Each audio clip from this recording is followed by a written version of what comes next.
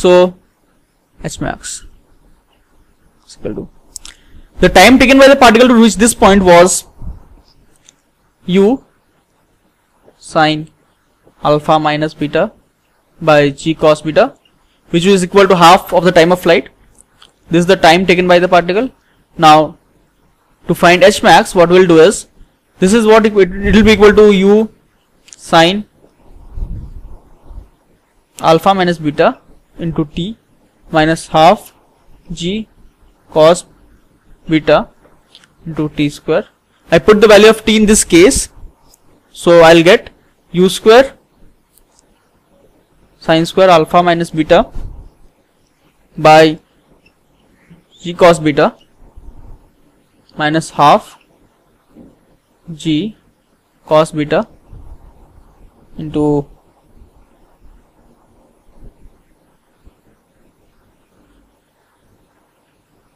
u square sine square alpha minus beta by g square cos beta, right? This is what we get. So finally I'll get the maximum vertical height as u square sine square alpha minus beta by 2g cos beta. Right. In this case also, if you put beta is equal to 0 degree, you will get the maximum vertical height covered by the particle when it is projected from a horizontal surface.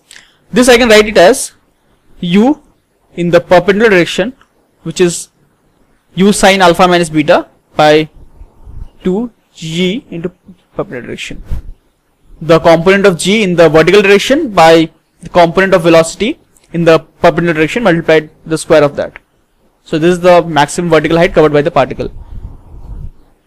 Next, the next part is finding the range of the particle.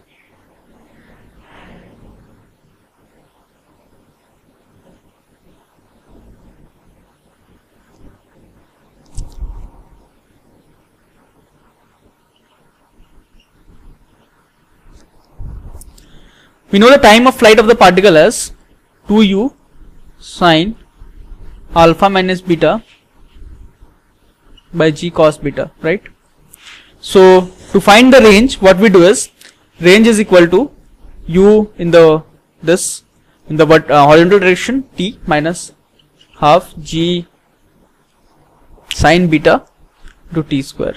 I put the value of t here and I'll get this is equal to u cos alpha minus beta into this time is 2u sine alpha minus beta by g cos beta minus half g sine beta into this t square. So from here, if you solve this one, you'll get the range as 2u square sine of alpha minus beta into cos alpha by g cos square beta. Now this sine alpha minus beta into cos beta, you could write it as sine of 2 alpha minus beta minus sine of beta.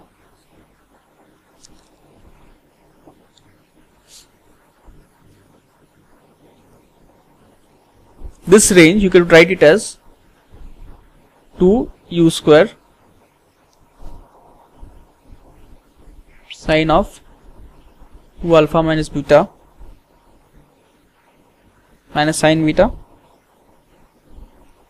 by g square cos square beta. Now we see that the range is a function of alpha.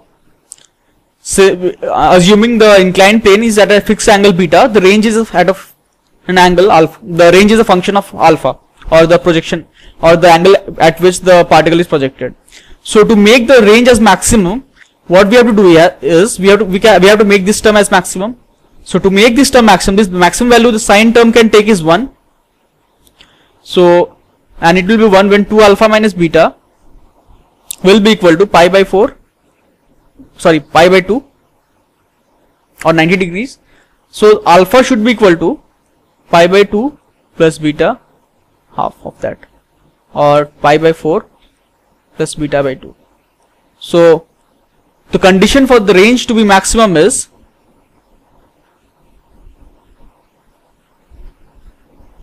alpha is equal to pi by 4 plus beta by 2. And when that happens,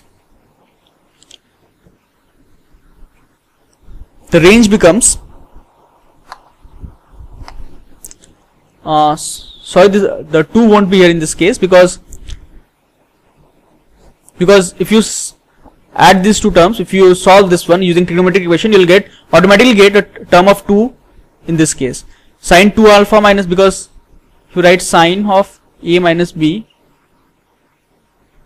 or 2 alpha minus beta minus sine beta, that is equal to 2 times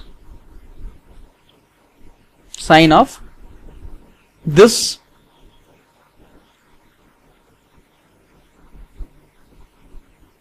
minus this by 2, that is 2 alpha minus beta by 2 into cos of this plus this by 2, so 2 alpha by 2. So you get a term of 2 automatically, so here 2 won't be there. Okay. So now if the range is maximum, you can simplify the range as u square 1 minus sine beta by g cos square beta. Now this cos square beta, you can write it as 1 minus sine square beta, and 1 minus sine square beta you can write it as 1 plus sine beta into 1 minus sine beta. So 1 minus sine beta gets cancelled, and you will get u square by g 1 plus sine of beta.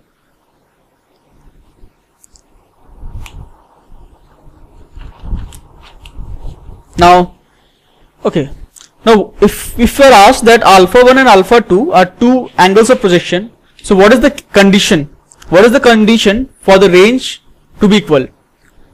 If alpha 1 and alpha 2 are two projection angles, then, and they have the same range, then sine of 2 alpha 1 minus beta should be equal to sine of 2 alpha 2 minus beta, right?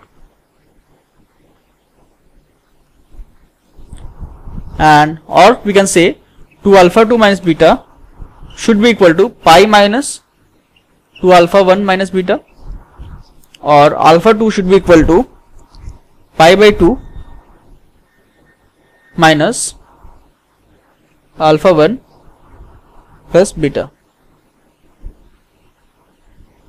This is the condition if same range. So this was all about projectile motion in an inclined plane. Now let's solve a few problems on projectile motion in an inclined plane.